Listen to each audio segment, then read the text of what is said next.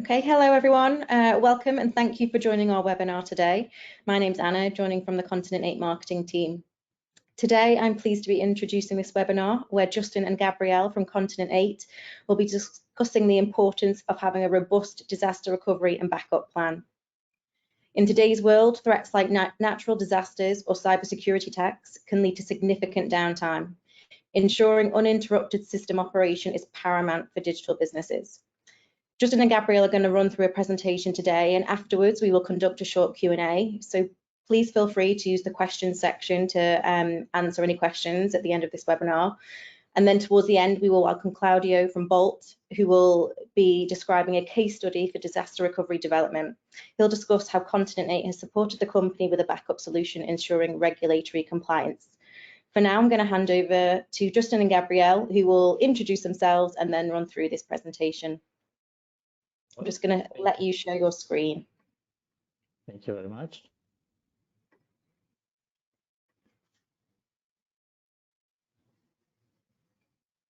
Well, hello everyone, and thank you for being there. We will today talk about the disaster recovery solution and the backup plans. So first of all, just give me a second.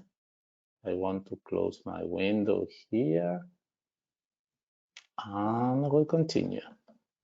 Okay, first of all, the agenda, the introduction, thanks to Anna, and then the presentation from Justin and me. We will talk about all the backup and disaster recovery solutions that we understand that the industry should carry out, and obviously the Continent 8 point of view. Then the Q&As, and obviously a case study from one of the biggest gaming companies in Latin America called Bolt, from his CTO called Claudio Jimenez. So please, Justin, it's your time. Thank you. Hi there, I'm Justin Kosnet, Chief Product Officer at Continent 8. I'll take you through just the start and then hand over back to Gabrielle. So why is DR and backup important? I suppose it's as Anna said in the introduction, there's obviously a considerable risk, whether those are natural disasters, equipment failure, operational errors. We've had those risks for a very long time. Cybersecurity and ransomware have become a greater risk. If you're a digital business, and by that you could be B2B or B2C, online business, the demands have kind of increased the complexity, and multi-cloud ecosystems have magnified those risks in areas of application architecture, third-party service dependencies, and any of which can undermine the viability of an organization. So organizations need to improve their preparedness to respond and recover quickly. At the end of the day, as this slide is alluding to, the risk is money, effectively, with all of these reasons, whether it's revenue loss, which is direct when you're down, when you're offline, you're no longer trading, or reputational effect. You can lose customers permanently if you're in a competitive marketplace and your consumer or your other businesses can move to other providers. The regulatory impact is obviously can be severe. We can see some regulators introduce fines for licensed operators or licensed providers that are down or could potentially lose data through a ransomware exfiltration. There's a potential liability directly from anyone whose data has been compromised. And then there's the actual cost of recovery. So, recovery costs mean that, essentially half of your business is redirected its resource. Instead of running your business, it's now trying to restore your business. All of these are effectively monetary risks that make the case for why it's so important. Gabrielle, if you could move me on a slide. Yes, please. Why not? Cool.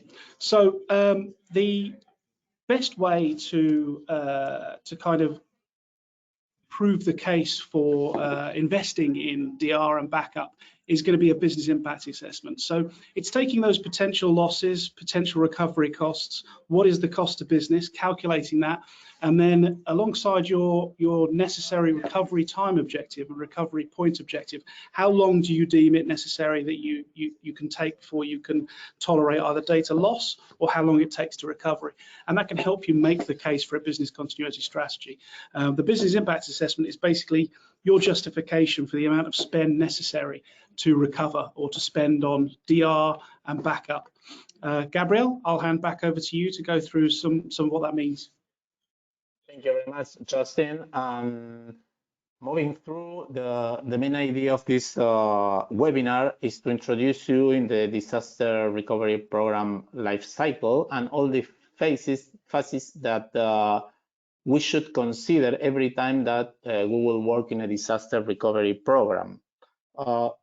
As you see in this wheel, it's we understand it's you know, the disaster recovery planning, it's a continuous. We have to test it, we have to execute it, we have to analyze, and we have to start again because things change and the disaster recovery plan change as well.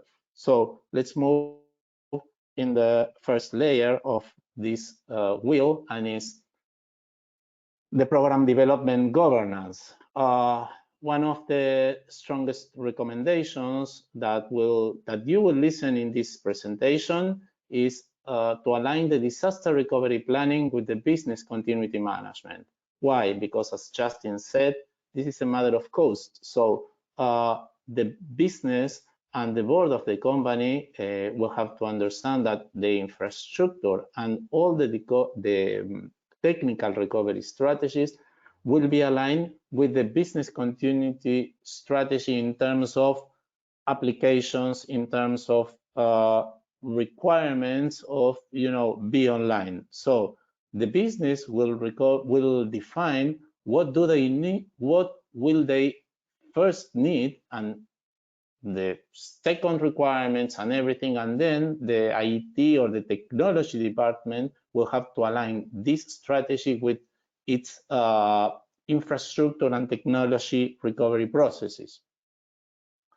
So after aligning that, we always think, or we think that we don't have to focus on specific event triggers as we generally understand in the technology business. We have to focus on the loss categories, and we have analyzed, and from our experience, different examples of loss categories, and these are the main or the well-known categories, like a temporary loss of an IT service or application, the temporary loss of a site, a network, or equipment, or a permanent loss of a site or equipment due to physical damage, you know, such as fire or flood.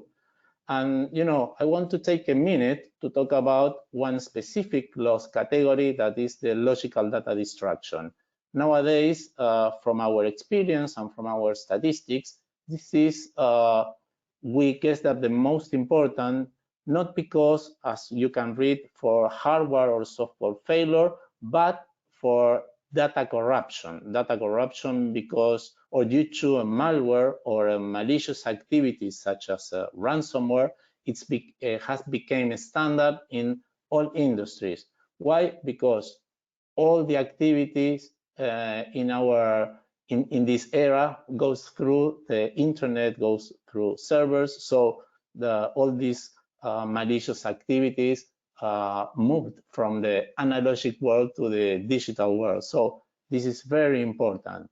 And secondly, the temporary loss of a third party. Why? Because nowadays we are all interconnected, and most of us outsource some part of our technology or of our infrastructure. So the third-party suppliers are very, very important in a disaster recovery plan. When we identify the scenarios, we have to align, as Justin anticipated, the business impact, or we have to align this business impact analysis with the infrastructure that the company has. So we have to define this kind of tables where we will say which is mission critical, and we have to work tiering all the applications of the company. First of all, saying, okay, this is mission critical, this is important, this could be deferrable. So then we will match this in the table with the network, storage, servers, shared services, etc., that will require to keep this mission critical alive, or to recover it as soon as possible, considering the recovery time objective and the recovery point objective as well. As you can obviously see, the tier 1 will be faster than obviously the tier 4 that it could be deferrable. Then once we finish with this, we have to work in the mitigation and recovery strategies, how we will manage this table in terms of what should the disaster recovery plans protect against, what locations are included, what business units are included for these specific applications, for this specific infrastructure, which what internal and external services are included, and which will be included because it can be deferred. Once we define that, we have to work in the automation and process integration. One of the most recommended things in the disaster recovery processes is to automate as much as you can. Why? Because this will ensure you that an integration and the integration of all processes in a recovery process are key for ensuring an efficient and effective ongoing management.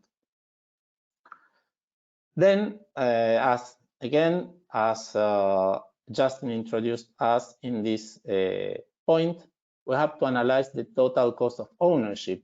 We cannot have a disaster recovery plan that is very expensive compared with the mission critical or the things that we have to recover. So we have to analyze and we have to match the business continuity requirements and the infrastructure and all the processes that we have to work in to define if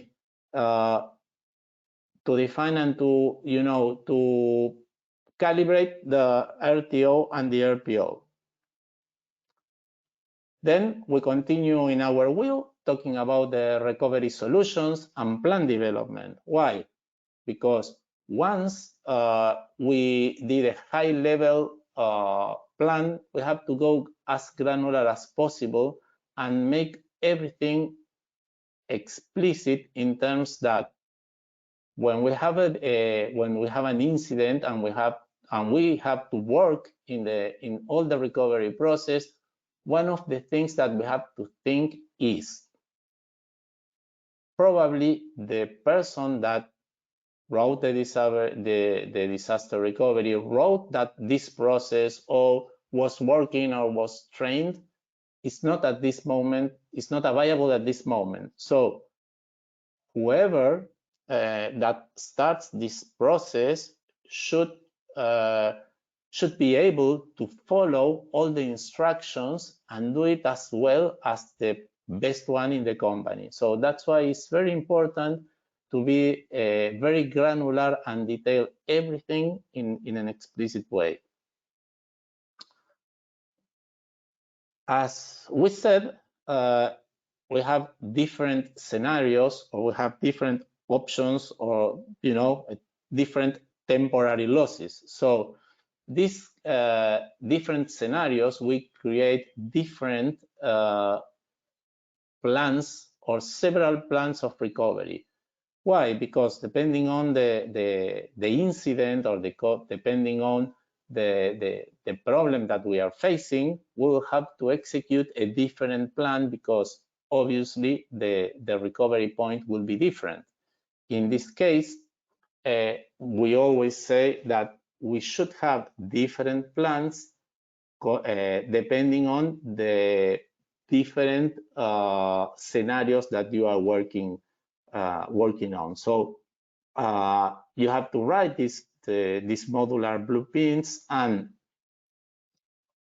define and to see, okay, as we will see in the next slides, when you execute the disaster recovery processes, you will have to do it depending on these different modular blueprints. So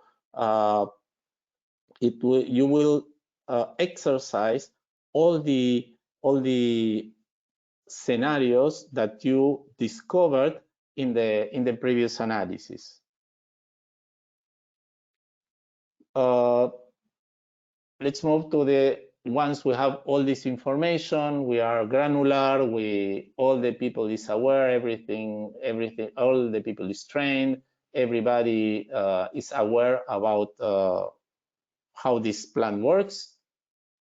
We have to work in how to manage. So all the personnel involved in these scenarios should be able to access to the disaster recovery plans at all times, because as we said before, we don't know who will have to take action. So the right place to keep all this information is to have everything centralized in one location of the company, and different people should have access to that to be able to start executing these processes in the case, obviously, of a disaster. The contact details. Why do we take time with the contact details? In general, or one of the things that we do not consider, that probably a recovery could take more than 1 day, 2 days, 72 hours, don't know. And in general, you can automate many things, but many others will require from specialized people, IT guys, system operators, or whatever. And we generally define who is the primary affected in this activity. Why? Because he's the person that works every day on that. He is the best trained in this activity. But we have to consider that it's a human being and he will have to rest. So secondary members and other people, or a third level member should be aware and be ready to occupy this position to continue with the recovery activities. And this perfectly matched with the, as we said in the previous slides, about how granular should we be. Because if we are very granular and we have a third level person assigned to perform this process, he will do it considering that all the details, all the procedures, and everything was written down in the disaster recovery document. Well, and once all people is working, it's not necessary to have an incident to start with this disaster recovery plan. We have to perform it as an exercise and not as a test.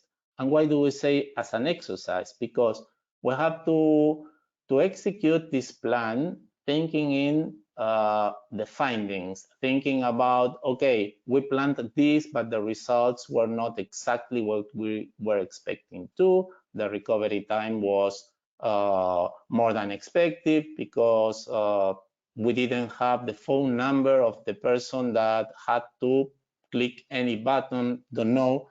But we have to take note about what went well and what went wrong, in terms of thinking that the objective is not to get a mark. The objective is to recover information, or to recover an application, to recover something critical in the company. So we need to fix what went wrong, and not to mark if it went to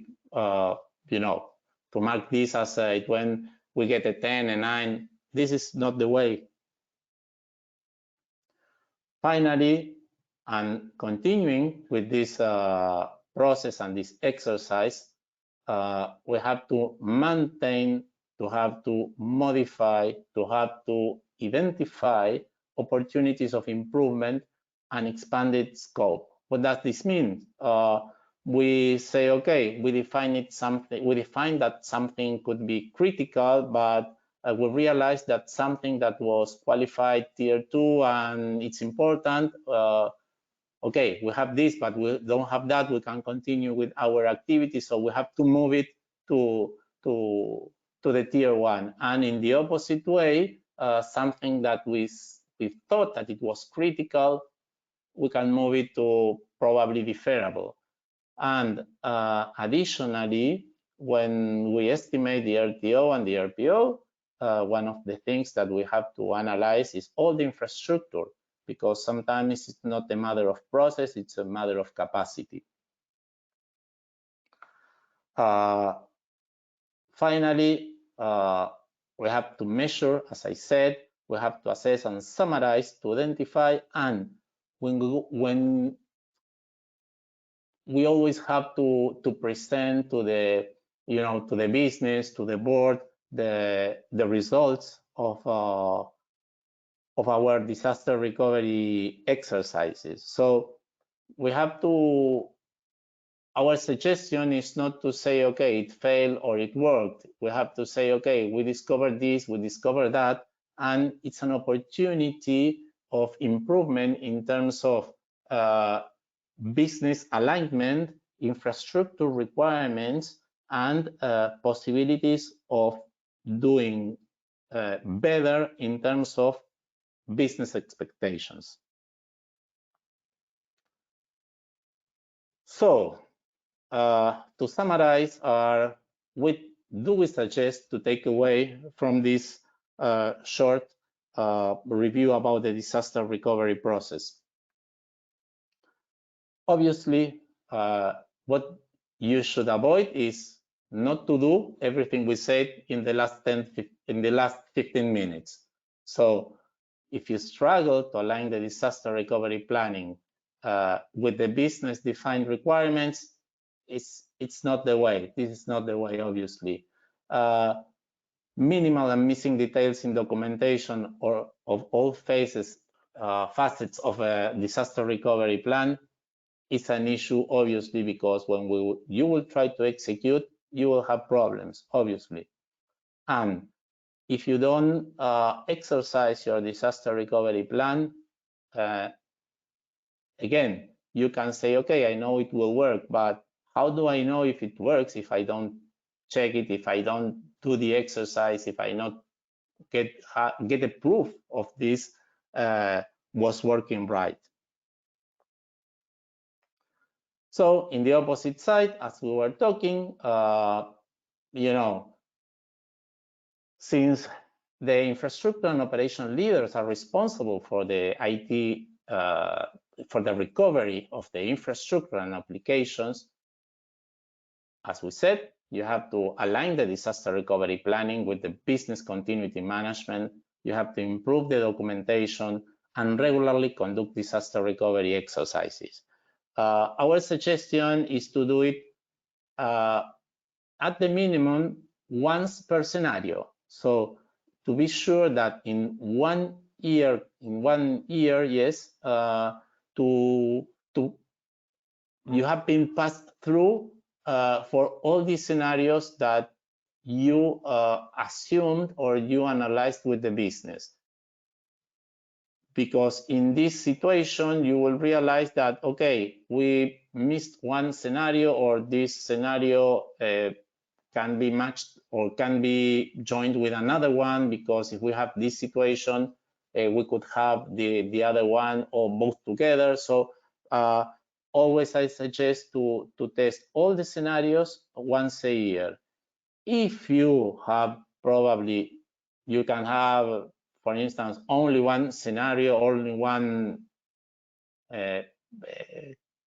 concern or this kind of situations, okay, do it twice. But generally all companies have different scenarios, and again, our suggestion is to test it once a year at the minimum for each one. And now I will let Justin to continue explaining how Continent 8 works in these situations and what can we provide. Justin, please. Yeah, thanks, Gabriel. So a familiar map to many that know Continent 8, but we're in obviously 100 plus locations across 4 continents. All of our locations are joined via a private network. We have in many jurisdictions, many locations, multiple capabilities, multiple sites that we can bring either inter-jurisdictional or outer-jurisdictional DR and backup capabilities. If you move me on a slide, Gabriel. Yes.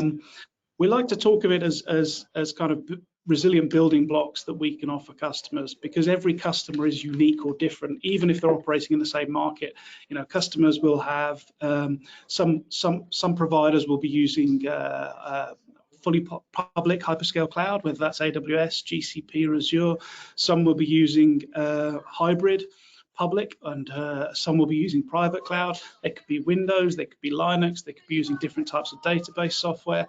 And all of these things mean that even if you're operating in the same vertical, the same industry with your competitors, your actual DR or backup capabilities will differ. So the way for us to kind of help customers most is effectively to bring together multiple different capabilities. So in connectivity terms, we've got the ability to connect hyperscale cloud to on-site or hybrid private cloud. We can do that privately, and we minimize the amount of data transfer fees between regions, for example, in the hyperscale cloud world. We can do cause support, which allows customers to do backups or DR preps on separate lines, effectively separate private networks, either multi-point or point-to-point. That means that they won't interact or interfere with their ongoing either public internet activity or their production environments. In the managed world, in the infrastructure world, we've got dual site capabilities. We've got regulated clouds that are multi-jurisdictional and PCI ISO credited. So, you know, we can offer those kind of multiple locations that customers might need to use to have off-site capabilities. We have an inclusive backup within our public cloud. So where possible, where we have multiple sites, we actually by default push that off-site in jurisdiction. So I'll show a couple of examples in a minute that talk specifically to that. And then we've got security services. So we can help kind of both prevent the original potential cyber attack, but also identify when it can have occurred and therefore when you can go to what backup you want. So we've got multiple different capabilities as building blocks, and it means you can build a solution that's specific to each customer. And you know, they're different RTOs and RPOs. You also have customers that operate in different markets, and they might need to have a much more primary business backup capability than they would in other markets where there's less of a concern as to the amount of costs that would undertake. Mara, if you could move me on. Sorry, Gabrielle. So we've got one example here would be we've a customer that goes with an active solution. So we have in jurisdiction sites 1 and 2, so 2 sites. We've resiliently backbone connected those to each other as we have the whole of the network. And we offer this customer a managed network in front that allows them to interconnect with AWS, the internet, potentially, gaming exchange, MPLS, any of our network capabilities. And you know, the AWS region that those AWS outposts are connected to, and offer a true active. You know, they can cope with one of those sites going offline and still continue running from the opposite site because it is in active, and they're doing the kind of data integration across them. Gabrielle, if you can move me on another slide. So this would be, I can actually, I suppose, name this one. So this is in the US, for example, we enable in-state regulatory backup for West Virginia. So West Virginia requires that backup equipment exists in-state and off-site, and also requires off-site data backup. So in this scenario, CA have opened 2 sites with 2 clouds, both backing up to each other inherently. So customers can come to us if they're capable of utilizing our public cloud, and they can inherently have the regulatory requirements just by taking our public cloud and taking that backup service. And we can do more complex and more RPO and RTO achieving capabilities as well, depending upon what customers want to achieve. One of those examples is the next slide, Gabrielle, which is we're going to talk on later with the case study, which is Bold Tea.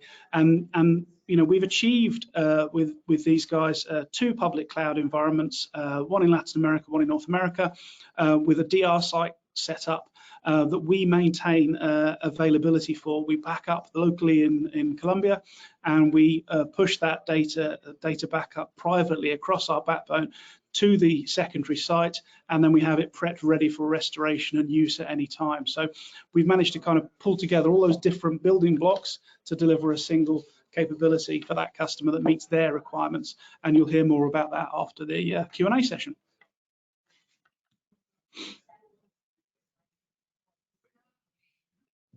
That's great. Thank you so much, Justin and Gabrielle.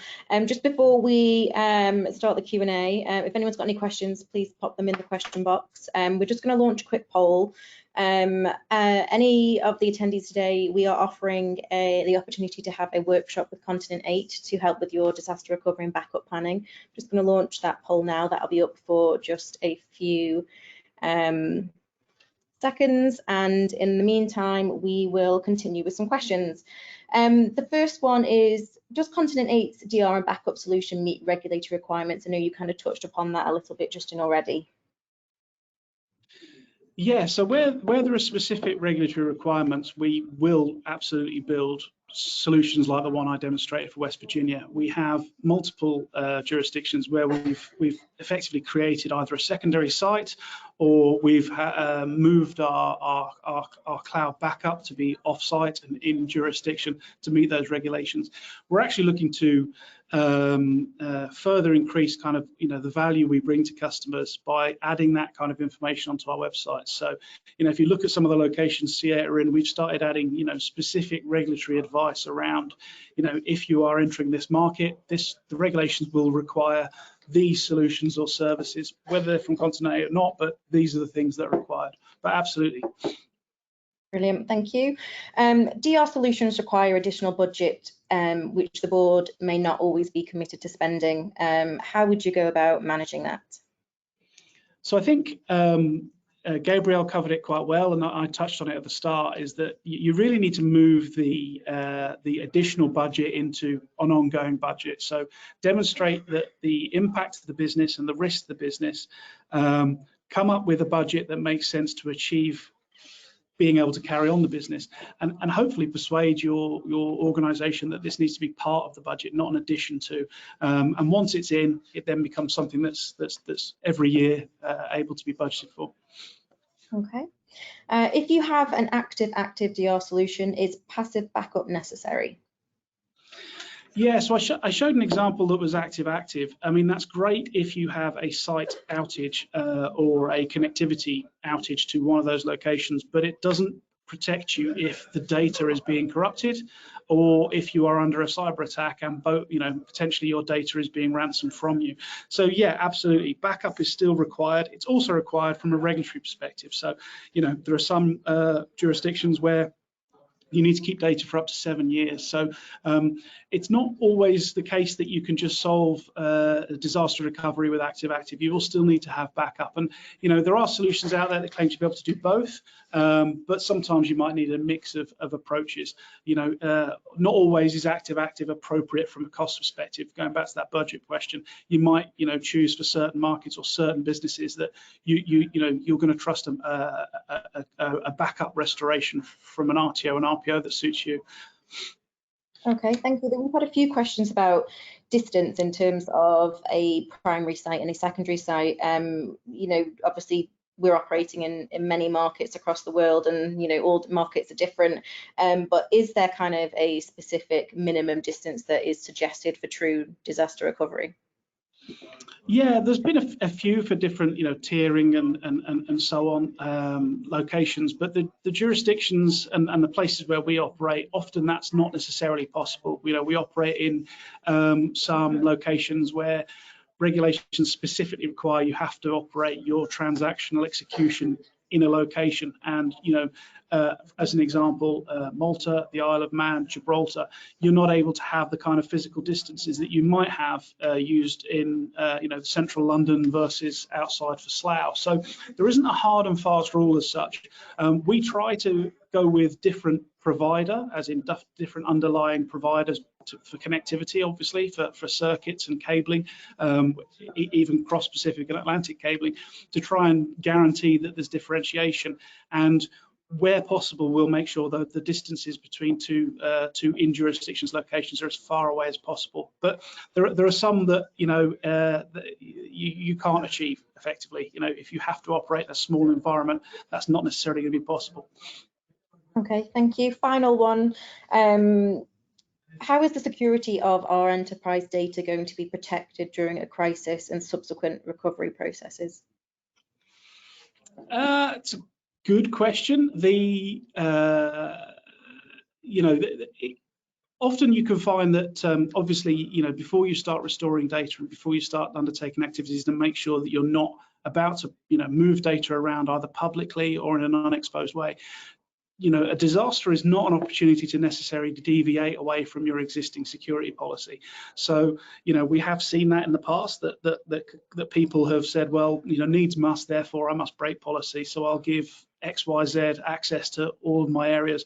Obviously, if you're under a ransomware attack, it can often be the case that they're inside your network still. And so if you break your own policies, you could make the problem worse. You could also expose more data, or, you know, expose the very systems you're trying to restore from to be taken away from you, and it could be even more damaging.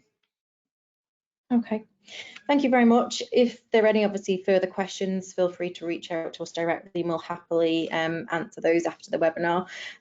Huge thank you to Gabrielle and Justin. For those of you that are able to stay on and would like to hear a little bit more, we have recorded a Q&A with Claudio from Bolt, who will provide a real life experience of how their company has tackled DR and backup, utilising Continent 8 solutions. So before I press play, thank you everyone for your time today. We hope we provided you with a good understanding of how to plan for DR and backup. We'll be sharing the recording of the webinar with you in due course, and I will play that video now. So thank you so much. Thank you. Thank you.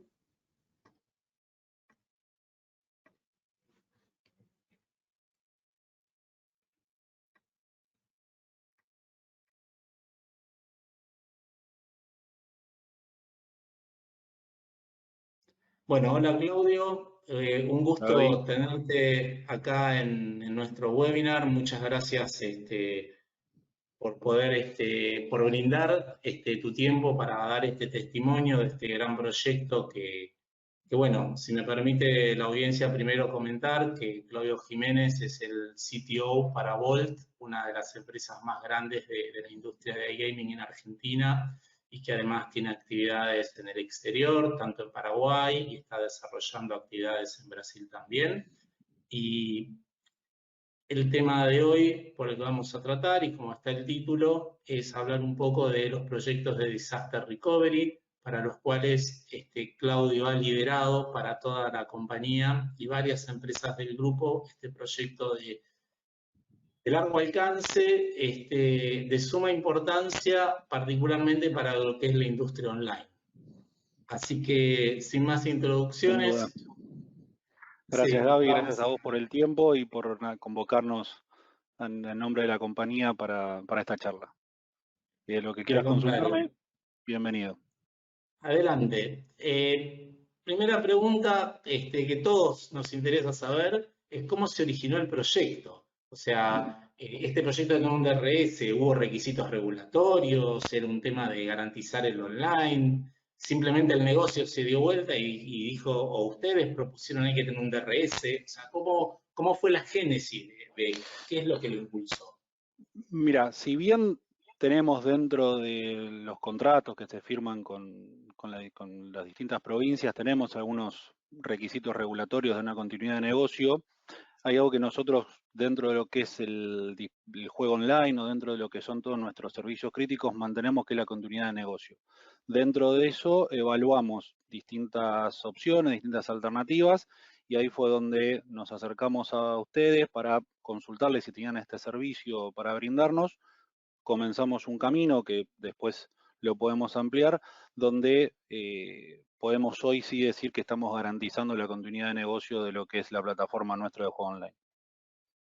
Fantástico. O sea que por un lado hubo un requisito regulatorio y por otro lado Volta Argentina entendía que es algo fundamental para lo que es su modelo de negocio, particularmente lo que es la parte de TI. ¿Correcto? Totalmente. Cumplimos al 100% con nuestros puntos regulatorios para no tener ninguna penalidad y por otro lado damos algunos plus que si bien no están dentro de esos punteos, como yo digo siempre, para cumplir con la norma, fuimos un poquito más y tenemos mucho más servicios ante cualquier inconveniente que hoy salimos rápidamente con servicio para el resto de los clientes. Muy bien, interesante, interesante. Y fantástico, hay una necesidad regulatoria, hay, digamos, una obligación regulatoria, una necesidad del negocio, y todos sabemos, como cualquier proyecto que se decide arrancar desde cero, es que tiene desafíos, hay que diseñar una solución montada, particularmente como la que montaron ustedes, donde el disaster recovery está en dos países distintos. ¿Sí? En Sí, dos plataformas distintas. Entonces, nada, si querés explayar un poco cómo fue sí, claro. los Fue un desafíos. desafío. Nosotros internamente el primero hemos evaluado hacerlo nosotros contra otra nube, habíamos evaluado herramientas como las que hoy estamos utilizando con ustedes, de Beam Backup o alguna otra herramienta para hacer backup en alguna otra de las nubes conocidas que hay en el mercado. Ello nos llevaba un esfuerzo distinto al que entendíamos de un servicio que nos podían brindar a ustedes. Y ahí fuimos a vos, puntualmente, como nuestro primer punto de contacto, a plantear esta solución y ahí empezamos el camino de cómo lo íbamos a hacer y dónde lo íbamos a hacer.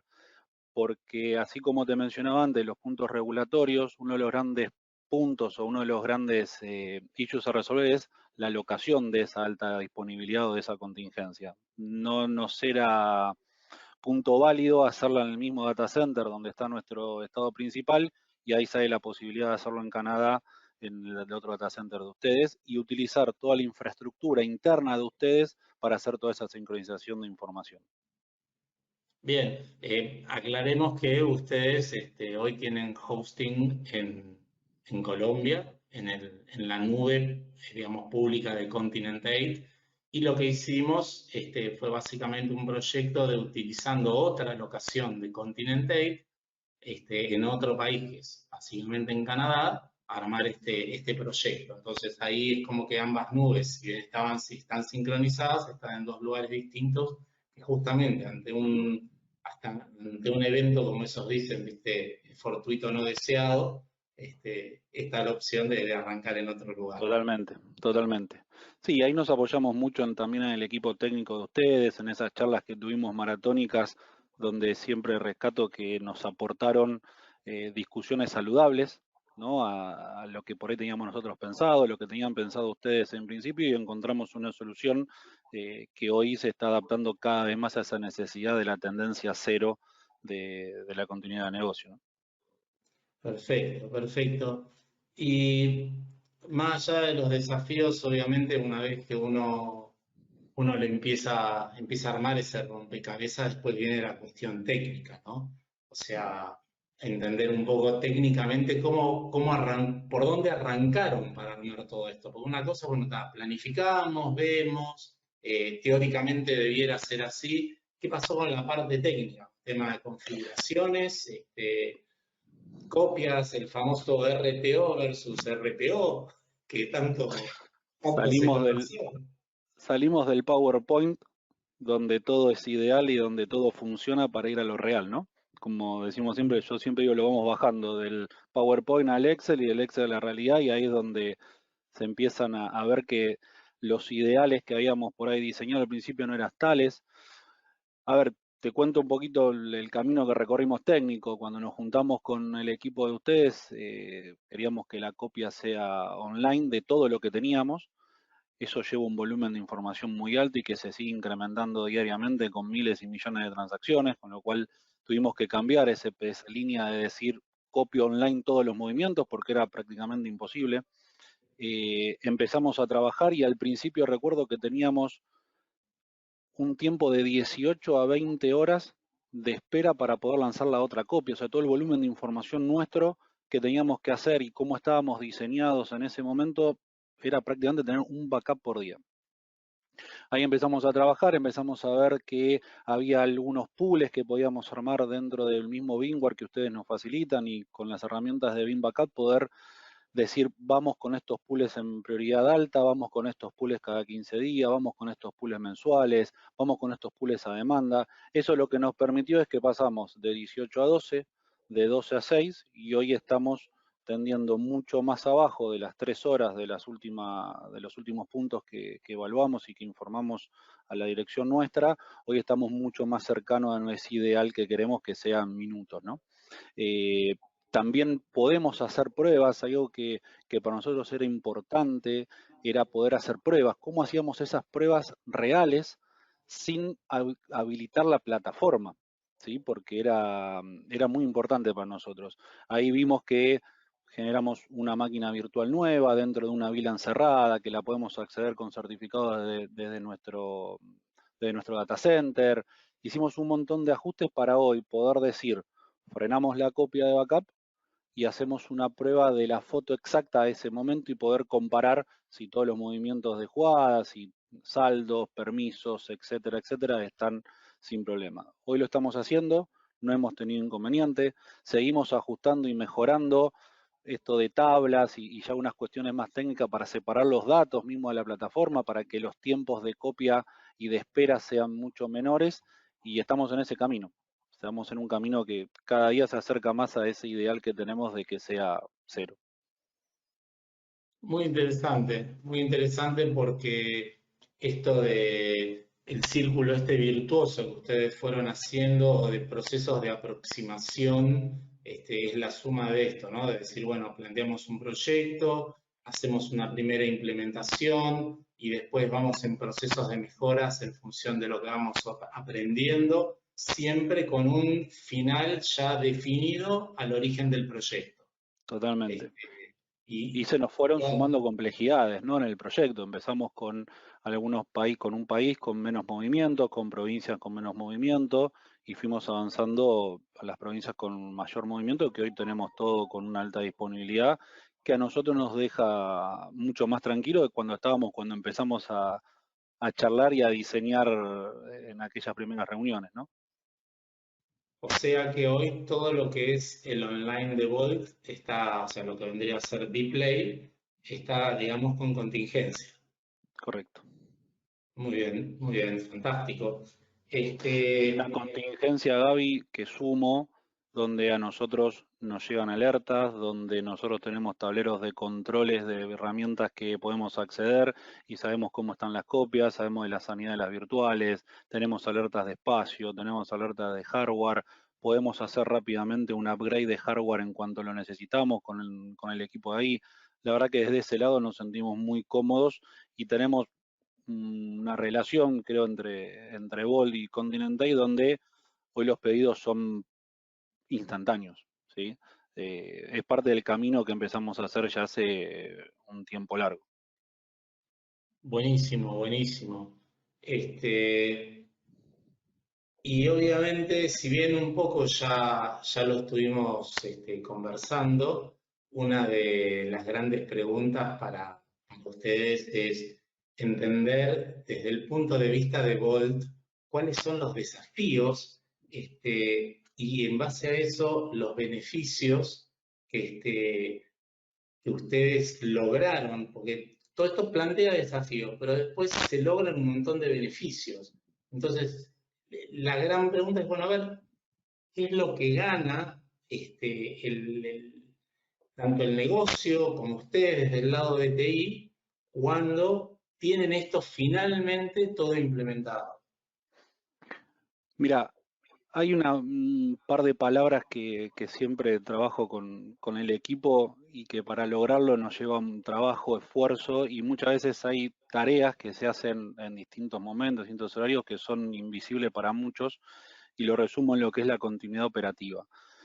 Para Volt, tener servicios online desde hace un tiempo a esta parte es un desafío. Estamos en un mundo donde no podemos estar ni 2 minutos, ni 1 minuto, ni 5 minutos caídos, como le pasa a la competencia, como le pasa a cualquier plataforma online.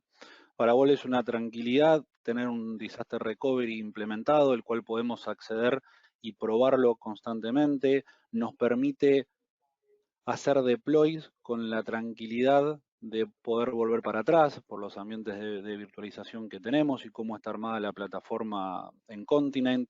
Nos permite que ante algún error involuntario humano que puede existir, que nadie es ajeno, también rápidamente volver para atrás. Y todo esto lo que nos permite es que nuestro cliente, quien accede a las plataformas de juego del grupo, tenga esa tranquilidad y tenga esa confianza que todo lo que está pasando por adentro, todo lo que está pasando por detrás de esa pantalla del celular o de la web a la cual acceden, está todo en redundancia y que en ningún momento tiene una caída de juego que le permita una no satisfacción, ¿no? Cualquier persona o cualquiera de nosotros que buscamos algo online, lo buscamos de esa manera, en cualquier momento del día, desde cualquier dispositivo, después de poder acceder. Como estamos hoy, podemos garantizarlo, seguimos mejorando, seguimos trabajando día a día para que justamente esas dos palabras, continuidad operativa, sea lo que nos haga distintos día a día, ¿no?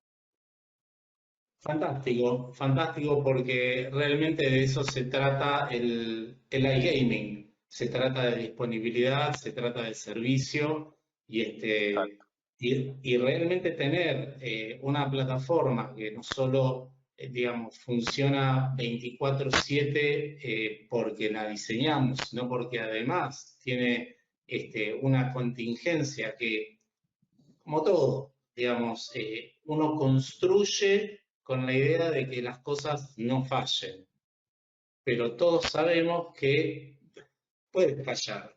Entonces, Totalmente. tener un servicio de disaster recovery, creo que desde tu experiencia y desde la mía en su momento, es un gran ahorro, porque realmente la diferencia entre estar bajo un montón de tiempo hasta que recupero el servicio primario versus se me cae el servicio, levanté y salí andando, el costo, digamos, todo lo que se gana en imagen, en todo lo que no se pierde, para decirlo de alguna manera, porque el Correcto. jugador es en el momento y no es que yo puedo hacer esto, voy a apostar pasado mañana cuando recupere todos mis servicios. El partido es en este momento y la apuesta es en este momento. Exacto. Entonces, el servicio tiene que estar disponible en este momento. Y eso es lo que de alguna manera creo que ustedes con muy buen tino diseñaron con su disaster recovery. Correcto. Así como una jugada, mismo bien dijiste vos, lo que son las apuestas deportivas, si hay un delay o lo que fuese, ya quedás afuera de esa posibilidad de apuesta, o mismo si estás jugando a los slots tradicionales, o si haces un depósito, cualquier acción que vos hagas sobre una plataforma online, vos lo querés en el refresco automático de la pantalla o en terminaste tu transacción en una app de dinero para transferir y ya querés que esté acreditado. Todo eso, hay un equipo de trabajo atrás, están ustedes también atrás que nos apoyan diariamente, están las áreas de las unidades de negocio nuestras, está el área a la cual lidero de tecnología corporativa. Trabajamos, seguimos trabajando, vamos a seguir trabajando porque es el desafío que tenemos de que esa continuidad siga mostrándose para que el cliente esté cada día más conforme con nosotros. Fantástico, Claudio. La verdad que muy clara la explicación, muy interesante el proyecto que ustedes plantearon. Obviamente nosotros agradecidos porque hayan confiado en nosotros para avanzar. Y bueno, simplemente eso, dar por finalizado acá de alguna manera la conversación. Sabemos que hay muchos temas que hay que tomar.